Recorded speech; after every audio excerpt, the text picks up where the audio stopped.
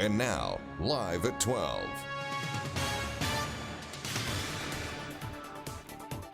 ආයුබෝවන් මේ ලංකාවේ අංක එකේ දිවාපුවත් විකාශය ලයිව් ඇට් 12. අද ලයිව් ඇට් 12 තුලින් ඔබ හමුවන මම මංජුල වීරසිංහ. මම ඉෂාරා සමරසිංහ. මුලින්ම බලමු ප්‍රධාන පුවත් සිරස්තල. ජනපතිගෙන් අනුරාධපුර ජනයා ඉල්ලූ දේ. මම මේ කියන තාලට වැඩේ කෙරුවොත් මේ අලි පාලනය කරන්න පුළුවන්. පුළුවන් නම් මාව ජනාධිපති කාර්යාලයට හරි කොතෙන්ද හරි ගෙන්නා ගන්න. මං කියන ක්‍රමවේද කරන්න. මැතිවරණ කොමිසමේ සභාපතිගේ ඉල්ලීම. කිසිදු ආකාරයක ભેදයක් නැතුව හැමෝටම ලැබෙන ඡන්දබලයේ යම් කෙනෙක් අතාරිනවා නම් ඔහු කරන්නේ තමන්ගේ මූණත් එක්ක තරහට නාය කපාගත්තා වගේ වැඩක්. ඒක නිසා අපි සියලු දෙනාටම කියනවා එන්න ඡන්දේ දාන්න. සෙල්ලමෙන් උසස් පෙළ සිසුන් දෙදෙනෙකුට දිවි අහිමි වෙයි. යතුරුපැදි අලුත්වැඩියාව නිසා හොරව්පතානේ ඇති වූ ගැටුම. තරුණයෙකුට දිවි අහිමි කළ අනතුරේ CCTV සාක්ෂිය. නැවතුණු පරීක්ෂණ ගැන මහින්දානන්දගේ අලුත් කතාව. එක පුද්ගලකින් කට උත්තර අරගෙන ලිපිකණුව වහන්න පුළුවන්. මෙතන වෙලා තියෙන පොලිසියට පරීක්ෂණය කරගන්න බෑ. පොලිසියේ පරීක්ෂණය කරලා තියෙන වැරදි විදිය. වස් ආරාධනා කිරීම, වස් සමාදන්වීම සහ වස් පින්කම් සිදු කෙරෙන ඇසලපුර පසළොස්වක පොහොය අදයි. සිදුවත් කුමරු මහාමායා දේවිය කුස පිළිසිඳ ගැනීම සහ තිලෝගුරු සම්මා සම්බුදුරජාණන් වහන්සේ දම්සක් පැවතුම් සූත්‍රය දේශනා කිරීම ඇතුළු ශාසනික ඉතිහාසයේ වැදගත් සිදුවීම් රැසක් ඇසල පොහෝ දින සිදුව තිබෙනවා. බෝසතාණන් වහන්සේ මිනිස් ලොව අවසන් උපත ලැබීමට පෙර තුසිත දෙව්ලොව උපත ලබා සිටියා. බුදුවරයෙක්ගේ පහළවීමට නිසි කල් එළඹ ඇති බව දෙව්බමුන්ගේ ඇරයුමෙන් දැනගත් බෝසතාණන් වහන්සේ මිනිස් ලොව උපත ලැබීමට තීරණය කළා. සුදුසු කල් පැමිණ සුද්ධෝදන මහරජුගේ අගමේසිය වූ මහාමායා දේවියගේ කුස තුළ සිදුවත් බෝසතාණන් පිළිසිඳ ගැනීම අදවන් උතුම් ඇසලපුන් පොහෝ දිනයක සිදු වුණා. එමෙන්ම තුන්ලොවක් සසර දුකින් එතෙර කරන්නට ගිහිගේ කලකිරී සිද්ධාර්ථ බෝසතාණන් වහන්සේ මහා බිනිස්ක්‍රමණය සිදු කළෙත් රාහුල කුමරුන්ගේ උපත සිදුවනෙත් අදවන් උතුම් ඇසල පොහෝ දිනකයි. මේ අතර උතුම් ස්වර්ණමාලී සෑරදුන්ගේ මංගල ශිලා ප්‍රතිස්ථාපනය සිදුවීමත් ඓතිහාසික දළදා පෙරහැර මංගල්‍යයේ ආරම්භයත් සනිටුහන් වුණේ අදවන් දිනකවීම විශේෂත්වයක්. අද ස්වර්ණවාහිනී අමාදාර වැඩසටහන් මාලාව සජීවීව ඔබ වෙත තිලින කෙරෙන්නේ ඓතිහාසික මුල්කිරිගල රාජමහා විහාරස්ථානය කේන්ද්‍ර කරගෙනයි. ඒ අනුව උදෑසන 8 සිල් සහ බුද්ධ වන්දනාවෙන් අමාදාර ආරම්භ වුණා. අද අමාදාරින් මුල්කිරිගල වරුණ මෙලෙස සාකච්ඡා කෙරුණා. පූජනීය ස්ථාන රැසක් අපිට දැක ගන්න පුළුවන්කමක් තිබෙනවා. පාත මළුවේහි ලෙන් විහාර දෙකක් සහිත චෛත්‍ය රාජානන් වහන්සේ නමක් බෝධීන් වහන්සේ නමක් වැඩ සිටිනවා. තරුණ සිතට බොදු සිසිල ස්වර්ණවාහිනී EAP මැදිරියේ සිටයි විකාශය කළේ. රටවාසීන් වෙනුවෙන් අමාදම් සිසිල ධර්මදේශනාව අද අපි විකාශය කළේ අග්‍රාමාත්‍යතුමන්ගේ සහභාගීත්වයෙන් කාල්ටන් නිවසේ සිටයි. වෙනදා මෙන්ම අදත් අමාදාර දහම් සභාව රැස්වුණා. අද පසුරුවේ කාව්‍යමය යුගාසන ධර්මදේශනාව මෙන්ම අසනීය ස්වරය වැඩසටහනින්ද අමාදාර අර්ථාන්විත වී තිබෙනවා. අග්‍රාමාත්‍ය මහින්ද රාජපක්ෂ මහතාගේ දේශපාලන දිවියට වසර 50ක් සපිරීම වෙනුවෙන් ඓතිහාසික මුල්කිරිගල රජමහා විහාරයේ හිඳිපිළිම වහන්සේ නිරාවරණය කිරීමේ පුණ්‍ය කර්මය අද සවස සිදු කිරීමට නියමිතයි. අග්‍රාමාත්‍යතුමන්ට මෙන්ම රටට දැයට සිත් පතමින් බුද්ධානුස්මති ආශිර්වාද පින්කමෙන් අද අමාදාර සදහම් මෙහෙවර නිමාවට පත්වෙනවා. 2011 ලෝක කුසලානයේ පරීක්ෂණ කටයුතු සිදු කළ යුත්තේ ICC බවත් ඒ ප්‍රධානියාට තමන් මේ වන විටත් කරුණු සපයමින් සිටින බවත් හිටපු ක්‍රීඩා අමාත්‍ය මහින්දානන්ද අලුත්ගමගේ මහතා පවසනවා. ඔහු නාවලපිටියේදී මේ අදහස් පළ කළා. 2011 ලෝක කුසලානයේ අවසන් මහතරගයේ පාවාදීමක් පිළිබඳව කරුණු අනාවරණය වී නොමැති බවත් ඒ අනුව ඊට අදාළ පරීක්ෂණය අවසන් කරන බවත් ඊයේ පොලිස් මාධ්‍ය ප්‍රකාශකවරයා නිල වශයෙන් දැනුම් දුන්නා.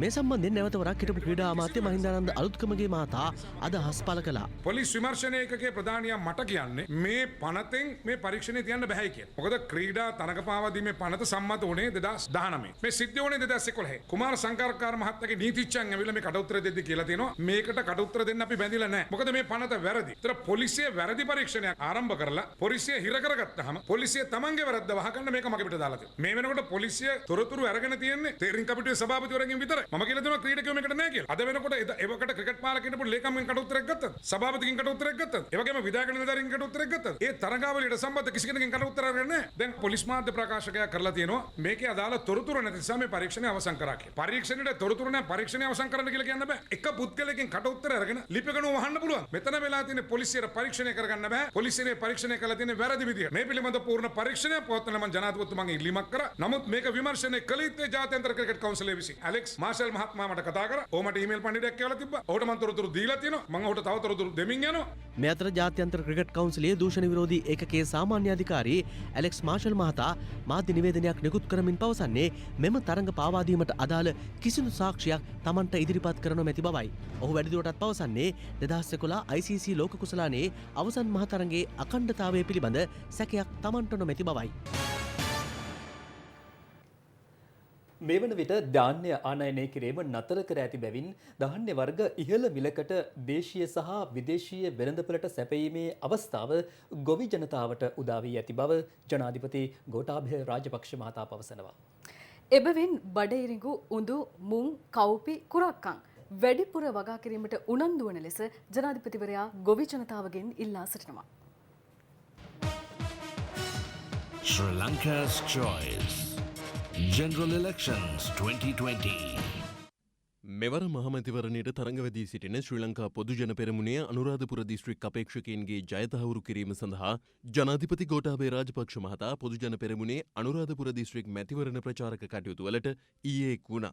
ශ්‍රී ලංකා පොදු ජන පෙරමුණෙන් අනුරාධපුර දිස්ත්‍රික්කයට තරඟවදින සියලු අපේක්ෂකයින් සහ පාක්ෂිකයින් හමුවීම සඳහා ඊයේ දිනේ පෙරවරුවේ සිට ජනාධිපතිවරයා එක් වූයේ මෙලෙසින්.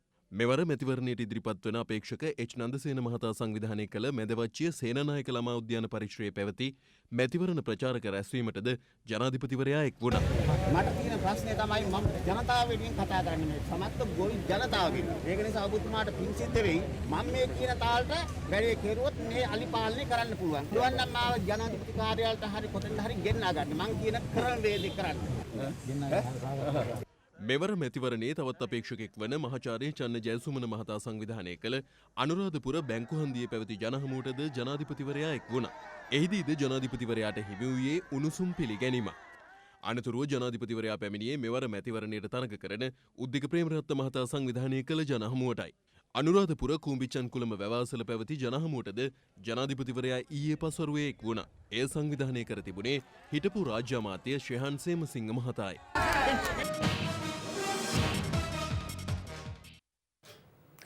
විපක්ෂයේ අද පවතින්නේ කල්ලි දෙකක් අතර ගැටුමක් බව අග්‍රාමාත්‍ය මහින්ද රාජපක්ෂ මහතා පවසනවා. හම්බන්තොට ප්‍රදේශයේ පැවති ජන හමුවකදී අග්‍රාමාත්‍යවරයා මේ බව ප්‍රකාශ කළා. අද ජාතික පක්ෂය දෙකට කැඩිච්ච වෙලාව. එක පැත්තකින් ප්‍රේමදාස කල්ලිය අනිත් පැත්තේ රනිල්ගේ කල්ලිය. මේ කල්ලි දෙකේ අතර ගැටුම අද එලිපිට ජබ්බාටපත් වෙලා. එක්සත් ජාතික පක්ෂයේ සජිත් ප්‍රේමදාස මහත්මයා මෙහි ආවම සමාරෝහුවා ප්‍රේමදාස මහත්මයාගේ පුතා විලාසියා දෙකින් අපි ඔක්කොම වට වෙන්න ඕන කියලා ගිහිල්ලා අනාපත් ගැහුවා. පළවෙනි වතාවේ ගත්ත මනාප ගන්න නෙවෙයි දෙවෙනි වතාවේ තරම් කරනකොට ගත්තා. ඊට වඩා අඩුයි. තුන්වෙනි වතාවට එනකොට ඊටත් අඩු වුණා. අන්තිමට පහුගිය පාර ඡන්ද 59000කින් පරාද වුණා. ආසන. යාට මෙහි යන්න උනේ පරාජිත පුද්ගලයෙක් වශයෙන්. නායකයා පැනලා ගියාම අතරමං වෙච්ච තත්ත්වයක් තමයි දැන් තියෙන්නේ. අනිත් පැතිවල එක්සත් ජාතික පක්ෂයට මාතර ගන්න මංගල අස්විලා ගියා. සාගර රත්නායක තරඟ කරන්නේ. ඉතින් මේකෙන්ම පේනවා මේ යන්නේ කොහාටද කියන්නේ. සාගර දන්නවා පැරදෙනවා කියලා. මංගල දන්නවා පැරදෙනවා කියලා. ඉතින් මේ විදිහට අද මුළු ලංකාව පුරාම ඉහළ මට්ටමේ ඉඳලා පල්ලෙහා මට්ටමට යනකම් කට්ටිය ප්‍රමාණ කුලව අපේ ආන්දෝලනය බොක්ක නිමිනවා. ප්‍රේමදාස මහත්තයා බලය ඉල්ලන්නේ පුළුවන්ලු වෝට් අපේත් එක්ක වැඩ කරන්න. මේ කිව්වා මේ එයාට වඩා හොඳට අපිට පුළුවන් කියලා වැඩ කරන්න. අද බොහොම පැහැදිලිව ජනාධිපතිවරයා සිටින ඕ අයිති පක්ෂය තමයි මේ රටේ බලය ලබා දිය යුතු එක්සත් ජාතික පක්ෂ ආණ්ඩුවක් යටතේ ජල සහ විදුලි බිලට සහන ලබා දෙන බව එම පක්ෂයේ නායක රනිල් වික්‍රමසිංහ මහතා පවසනවා. මේ අතර සමගී ජනබලවේගයේ නායක සජිත් ප්‍රේමදාස මහතා පවසන්නේ එළඹෙන මහමැතිවරණයේදී දුරකථනය ජයග්‍රහණය කරන බවයි. මහින්ද රාජපක්ෂ අගමැතිවරයා කියලා තියෙනවා විශාල චිත්‍රය දිහා බලන්න පොඩි චිත්‍රය ගැන බලන්න එපා කියලා. එක කරුණක් අමතක වෙලා තියෙනවා. පොඩි චිත්‍රය තමයි වැදගත්. මොකද්ද පොඩි චිත්‍රය? ගෙදර ආර්ථිකය. ඊට වඩා වැදගත් දෙයක් තියෙනවද? දැන් බලන්න මොකද විදුලි බලේ බිල් වලට කරලා තියෙන්නේ? මොකද්ද වතුර බිල් වලට කරලා තියෙන්නේ? එක සැරේ ගෙවන්න එපා කියලා දැන් කියනවා මාස 3ක් එකට ගෙවන්න කියලා. අද වැඩි කරපු විදුලි බිල ගෙවන්න පුළුවන්ද? වතුර බිල ගෙවන්න පුළුවන්ද?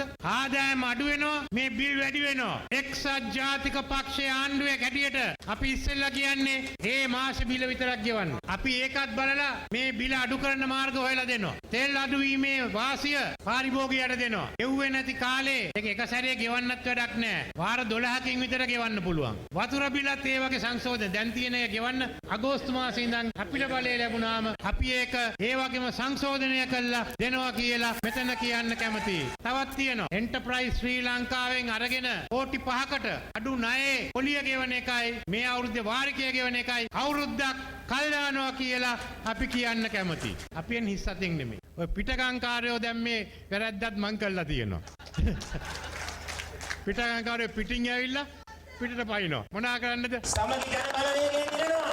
දුරකථනය අනිවාර්යයෙන්ම දිනනවා. ඒ ජයග්‍රහණයට සමග මම තමුන්නාසලට කියන්න කැමතියි. හැම ජන කොට්ටාසයකම එක හා සමානව සලකන යුගය අපි ඉදිරියට කරනවා කියලා මේ අවස්ථාවේ කියන්න කැමතියි.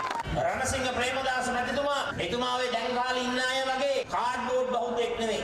කාඩ්බෝඩ් බහුදය තමයි ජාතිවාදය අවුස්සන්නේ. ආගම්වාදය අවුස්සන්නේ. ජාති වේදය අවුස්සන්නේ. මම තමුන්නාසලට කියන්න කැමතියි. රණසිංහ ප්‍රේමදාසගේ උදා හැටියට මමත් අනුගමනය කරන්නේ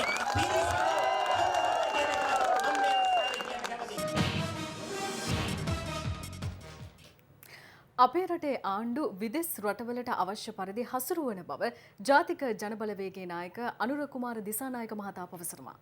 දෙහිවල ප්‍රදේශයේ පැවති ජනහමුවකදී අනුර කුමාර දිසානායක මහතා මේ අදහස් පළ කළා. අපේ රටේ ගොඩක් ආණ්ඩු හදන්න නායකයෝ තෝරන්නේ ඉන්දියානු තානාපති කාර්යාලය, ඇමරිකානු තානාපති කාර්යාලය. මේකයි ඇත්ත. සාකච්ඡාවට බඳුන් වුණු ප්‍රධානම කරුණු දෙක මොකක්ද? එකක් පාස්කු ප්‍රහාරය. දෙක MCC. පාර්ලිමේන්තුවේ 3න් 2ක් ආවොත් මේක අහෝසි කරන්න වෙයි. මත තියාගන්න. පාර්ලිමේන්තුවේ 3න් 2ක් ඕනේ මේක අස්සම් කරන්න ඕන. අහෝසි කරන්න නෙවෙයි 3න් 2 ඕන මොකටද? අස්සම් කරන්න. ආණ්ඩුව ජනතාවගේද? ආණ්ඩුව ඇමරිකන් එක්සත් ජනපද තානාපති කාර්යාලය. මේ ආණ්ඩු පාලනය කරන්නේ ඒගොල්ලෝ. අපි දන්නා අපේ රටේ ආර්ථිකයේ ප්‍රධානම කේන්ද්‍රයක් තමයි වරාය. වරායට කොළඹ වරායට ගෙනාපු බඩු වරායෙන් බාන්න දෙන්නේ. හිමාරයට. කොහොමද වෙන්නේ? අපි දොඹකර බාලා නැගිනර ජැටියේ මෙහෙයුම් කටයුතු පටන් ගත්තොත් ඔපරේෂන් පටන් ගත්තොත් විකුණන්න බෑ. ඊට සේවකයෝ උද්ඝෝෂණය කරලා ඊයේ මහින්ද රාජපක්ෂත් එක්ක සාකච්ඡාවක් තිබුණා. සාකච්ඡාවේ මොකද අවසන් ප්‍රතිඵලය? බාන්න දෙන්නම් සවි කරන්න දෙන්නේ. මේක තමයි අවසන් තීන්දුව. ඇත්තටම ආණ්ඩුව හදලා තින්නේ ඇමරිකන් එක්සත් ජනපදයේ තානාපති කාර්යාලය, ඉන්දියානු තානාපති කාර්යාලය. මේක ඇත්ත. අපි මේ රට වෙනස් කිරීමේ පිම්ම මේ මැතිවරණදි ගමු. ඒ වෙනුවෙන් සිළු දෙනාට එකතු වෙන්න නේද දායකත්වය සපයන්න කියලා ඉල්ලනවා. කිසිවෙකුට පැහැර ගැනීමට නොහැකි ඡන්ද අයිතිය අපතේ නොහරින ලෙස මැතිවරණ කොමිසමේ සභාපති මහින්ද දේශප්‍රිය මහතා ජනතාවගෙන් ඉල්ලීමක් කරනවා. ගාල්ල ප්‍රදේශයේදී මාධ්‍යවේදීන් නගූ ප්‍රශ්නවලට පිළිතුරු දෙමින් සභාපතිවරයා මේ අදහස් පළ කළා. කොරෝනා දෙවන රැල්ලක් ඇති වුවහොත් මැතිවරණය පැවැත්වීම පිළිබඳවද මාධ්‍යවේදීන් මෙහිදී සභාපතිවරයාගෙන් විමසා සිටියා. Sri Lanka's choice. General Elections 2020. ජනතාව තමන්ගේ අයිතිය පැහැරහරිනවා නම් ඒක ජනතාවගේ වරදක්. කාටවත් පැහැරගන්න බැරි තමන්ට තියෙන වටිනාම අයිතිය තමයි ජීවිතේ. ඊගාවට ඒ වගේ වැදගත් තමයි ඡන්ද අයිතිය. දුප්පත් පොහොසත් උගත් නොඋගත් ස්ත්‍රී පුරුෂ ජාතිය ආගම භාෂාව කිසිදු ආකාරයක ભેදයක් නැතුව හැමෝටම ලැබෙන ඡන්ද බලය යම් කෙනෙක් අතාරිනවා නම් ඔහු කරන්නේ තමන්ගේ මූණත් එක්ක තරහට නාය කපාගත්තා වගේ වැඩක්. ඒක නිසා අපි සියලු දෙනාටම කියනවා එන්න ඡන්දේ දාන්න. තමන් කැමති කෙනෙකුට ඡන්දේ දාන්න. දෙවන රැල්ලක් කොරෝනා රැල්ලක් આવුත් මැතිවරණයට කුමක් වේද සභාපති? දෙවන රැල්ලක් එනවා කියලා අපි විශ්වාස කරන්නේ නැහැ. අපි ඡන්ද විසීම නිශ්‍යාකාරව තියාගන්න ඕන නම් අපි කරන්න ඕන දේ තමයි නිරන්තරයෙන් මූණු ආවරණය පෙළඳගෙන සිටීම, ඒ වගේම අත් පිරිසුදු කිරීම, මීටරේ දුර තියා ගැනීම, සෞඛ්‍ය මාර්ගෝපදේශ අනුව කටයුතු කිරීමෙන් මේක වළක්වා ගන්න ඕනේ. ඒක වළක්වා ගැනීම හැරෙන්න වෙනත් කිසිම විකල්පයක් නැහැ. මේ ඡන්ද විසීම අගෝස්තු 5 තියන්න. අපේක්ෂකයන් නිරන්තරයෙන් කියන කාරණාවක් තමයි උන්ට මේ මැතිවරණ නීති තද වැඩි ඒ නිසා මැතිවරණ ප්‍රචාරණ කටයුතු කරගන්න අපහසුයි කියලා. මැතිවරණ නීති හදලා තියෙන්නේ අපි නෙවෙයිනේ. පාර්ලිමේන්තුවෙන් 1981 ඉඳලා අවුරුදු 40ක් තිස්සේ තියෙනවා. ඉතින් එක නීතියක් මේ සැරේ ක්‍රියාත්මක වෙනවා. ඒ සම්බන්ධයෙන් වෙනසක් කරගන්න ඕන නම් ඒක පාර්ලිමේන්තුවෙන් තමයි කරගන්න. මැතිවරණයේ ක්‍රියාවලිය අතරේ විවිධාකාර වූ අකුරු සහ අංක දකින්න තියෙනවා. එක්තරා එක අපේක්ෂකයන්ගේ අංග ප්‍රවර්ධන වෙන පරිදි ඒවා ඉවත් කිරීමේ හැකියාවක් තියෙනවා. 1981 අංක එකදර නැහැ. පාර්ලිමේන්තුව ඇතුළේ පනතේ තියෙනවා. අපේක්ෂකෙක් හෝ පක්ෂයක් හෝ කණ්ඩායමක් ප්‍රවර්ධනයට කිසිදු ආකාරයක ඡායාරූපයක් සලකුණක් චිත්‍රයක් ප්‍රදර්ශනය නොකරනවා කියලා. ඒක ඉවත් කිරීමට පොලිසියට බලතල තියෙනවා. මේ අතර මැතිවරණ නීති රීතිවලට පටහැනිව මඩකලපුව කාතන්කොඩි සහ ආර්යන්පති ප්‍රදේශයේ පෝස්ටර් අලවමින් සිටි දේශපාලන පක්ෂ දෙකක පුද්ගලින් 11 දෙනෙකු රක්ෂිත බන්ධනාගාරගත කෙරුණා.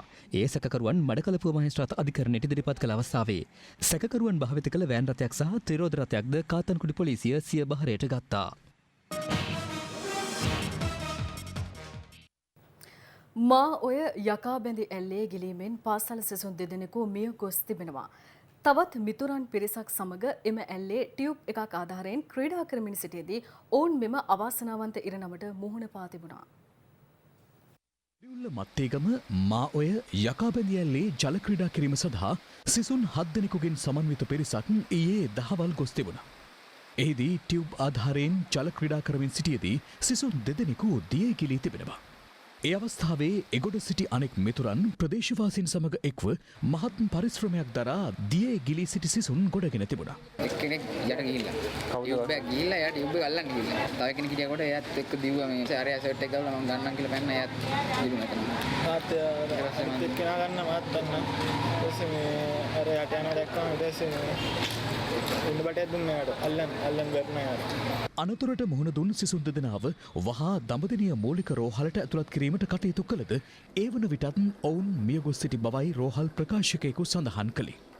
මෙම අවාසනාවන්ත සිද්ධියෙන් මියගොස් ඇත්තේ පන්නල ඉහළ කොටුවැල්ල ප්‍රදේශයේ පදිංචිව සිටි නාරම්මල මයුරපාද මධ්‍ය මහා විද්‍යාලයේ 12 වන වසරේ ගෙනුම ලැබූ සිසුවෙක් සහ මත්තේගම සල්මල් උයන ප්‍රදේශයේ පදිංචිව සිටි 17 හැවිරිදි ගිරිඋල්ල වික්‍රමශීලා ජාතික පාසලේ සිසුවෙක්. අනතුරු සම්බන්ධයෙන් ගිරිඋල්ල පොලිසිය වැඩිදුර පරීක්ෂණ සිදු කරනවා.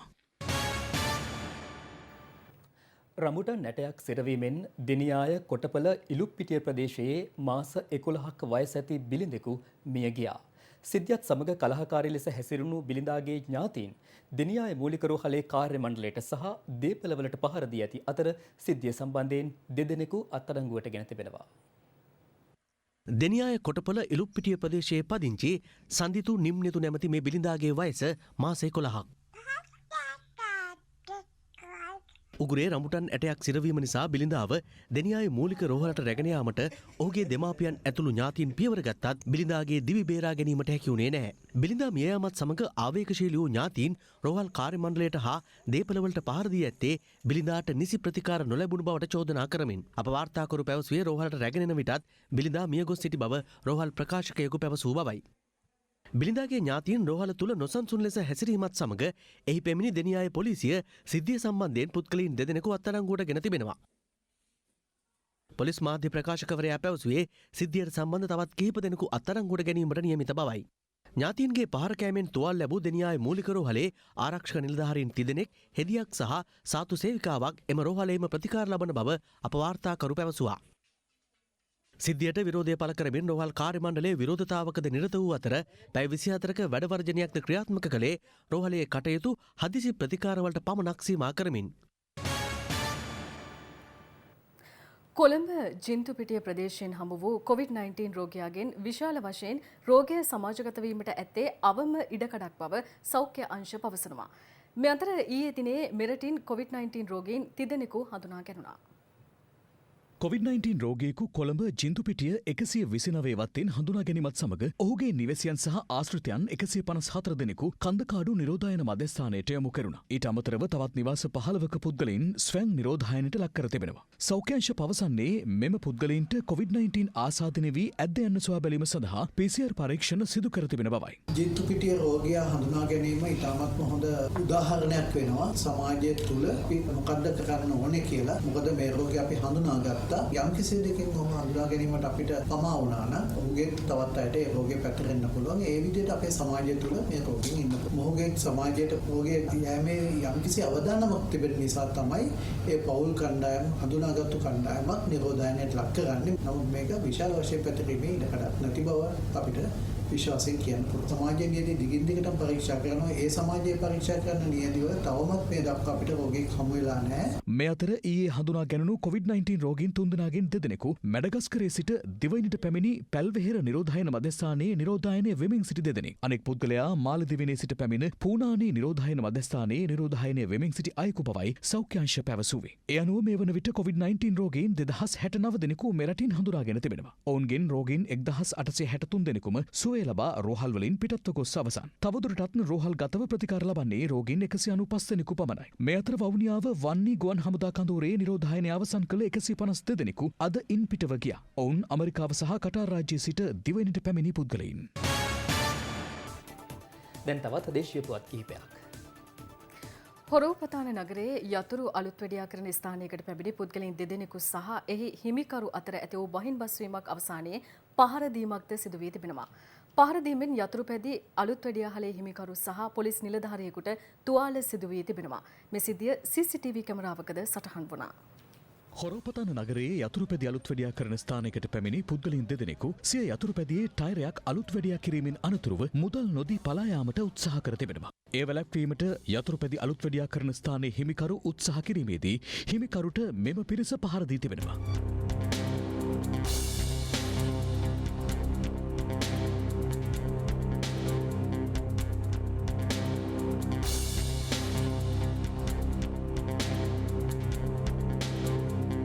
මෙය පාලනය කිරීම සඳහා පොලිසිය නිලධාරියෙක්ද පැමිණ ඇති අතර පොලිස් නිලධාරියාට මෙම පුද්ගලයන් 2 දෙනා පහර දී තිබෙනවා. පහර කෑමෙන් මෙම වෙළඳසැලේ හිමිකරුගේ හිසට තුවාල සිදු වී ඇති අතර ප්‍රදේශවාසීන් විසින් ඔහුව හොරෝපතන රෝහලට රැගෙන යනු ලැබුවා.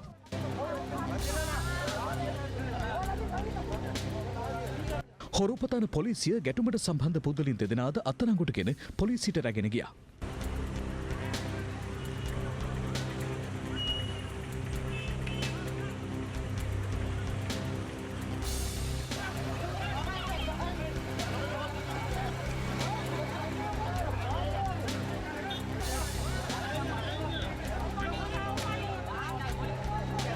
පොලිසිය කියා සිටියේ මෙම පුද්ගලින් 2 දෙනා මොරවැව ප්‍රදේශයේ පදිංචි පියා සහ පුත්‍රයා ලෙසට හඳුනාගත් බවයි. ඔවුන් 2 දෙනාව කැබිතිගොල්ලෑව මහේස්ත්‍රාත් අධිකරණයට ඉදිරිපත් කරන බවද හොරෝපතාන පොලිසිය පැවසුවා. දැන් තවත් දේශීය පුවත්. දෙහිවල ජාතික සත්වෝද්‍යානයට වසර 84ක් සැපරීම නිමිත්තෙන් ඊයේ එම සත්ව උද්‍යානයේදී සැමරුම් උත්සවයක් පැවැත්වුණා.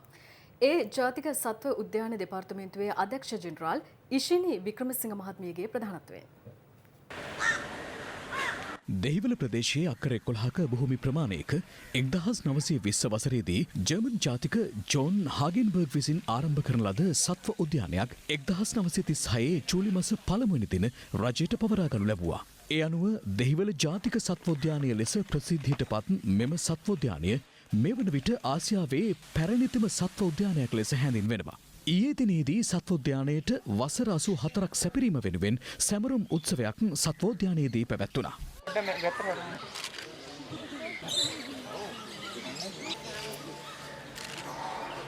මේ වන විට දෙහිවල ජාතික සත්වෝද්‍යානයේ ක්ෂීරපායි විශේෂ 72ක්, කුරුළු විශේෂ 65ක්, උරග විශේෂ 31ක් සහ මත්ස්‍ය විශේෂ 89ක් ඇතුළුව සතුන් 3000ක් පමණ ජනතාවට දැක බලා ගැනීමට හැකියි.